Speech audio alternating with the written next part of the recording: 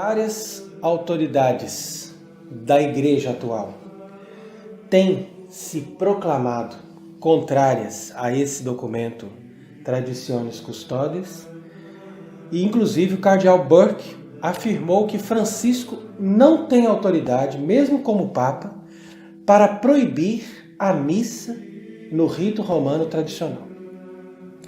Inclusive ele pergunta: de onde vem a ação severa e revolucionária do Santo Padre?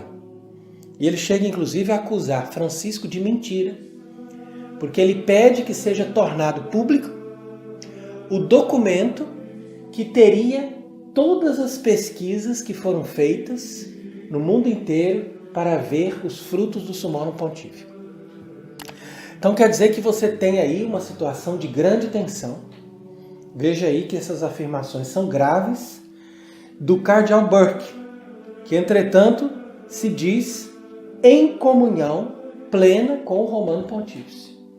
Então quer dizer que ele reconhece que Francisco é o Romano Pontífice, ele se diz em comunhão com ele, mas ele diz que ele não tem autoridade para fazer esse documento. Você vê, por exemplo, a afirmação de Peter Kwasniewski, nos Estados Unidos, que é também muito conhecido ali, e ele vai dizer que o Traditionis Custodes é o pior documento que já foi feito por um Papa na história da Igreja.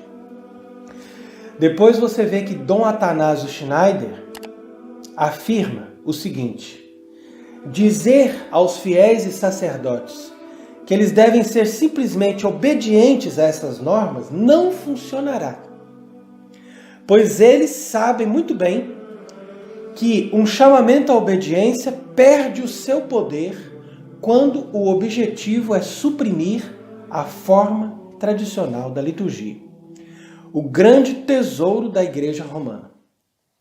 Então ele vai dizer que os seminaristas e os jovens sacerdotes devem pedir o direito de usar esse rito, e se esse direito for negado, eles podem usá-lo de qualquer forma, de uma maneira clandestina. E que diz também que isso não seria um ato de desobediência, mas de obediência à Santa Madre Igreja, que nos deu esse tesouro litúrgico. Então, segundo Athanásio Schneider, você pode desobedecer um Papa e ao mesmo tempo você está obedecendo a Igreja.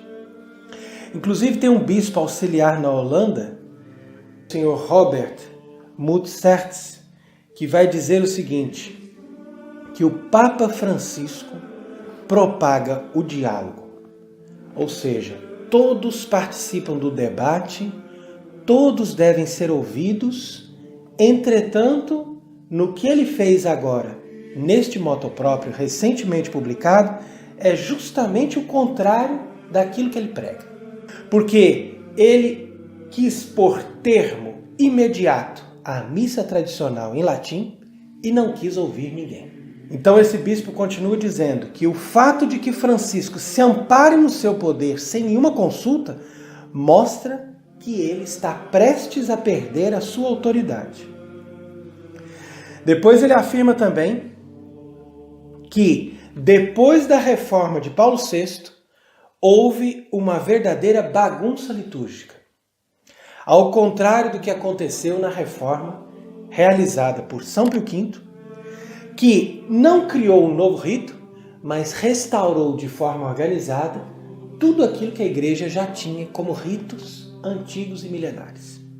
Por isso também que Monsenhor Viganò acaba de dizer também nessa sua carta que Bergoglio, ao invés de condenar os erros do século, ele divulga e promove tudo aquilo que a nossa sociedade hoje tem de pior.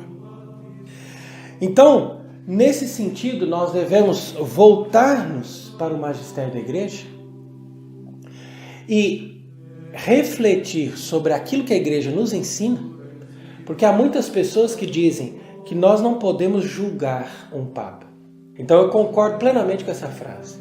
Ninguém de nós pode julgar um Papa, mas cada batizado pode constatar, é diferente, cada batizado pode constatar que uma pessoa que se apresenta como Papa não é Papa, na medida em que essa pessoa não fala como Papa e não age como Papa. Então esta é a frase fundamental deste pronunciamento de Monsenhor Viganò do dia 30 de julho. Francisco não se comporta como Papa e não fala como um Papa. Logo, constatamos que ele não é Papa. Se ele não é Papa, isso não significa que a sede está vacante, que nós podemos eleger um outro. Mas isso significa que ele é chefe de uma falsa igreja que ocupou a Igreja Católica, e enquanto ele está ali ocupando a sede da Igreja Católica, nós estamos impedidos de eleger um outro Papa. E isso é algo muito mais grave do que dizer que a sede está vacante. Isso significa dizer que nós estamos diante de autoridades falsas que usurparam o poder pela permissão de Deus para realizarem o que nós chamamos de apostasia.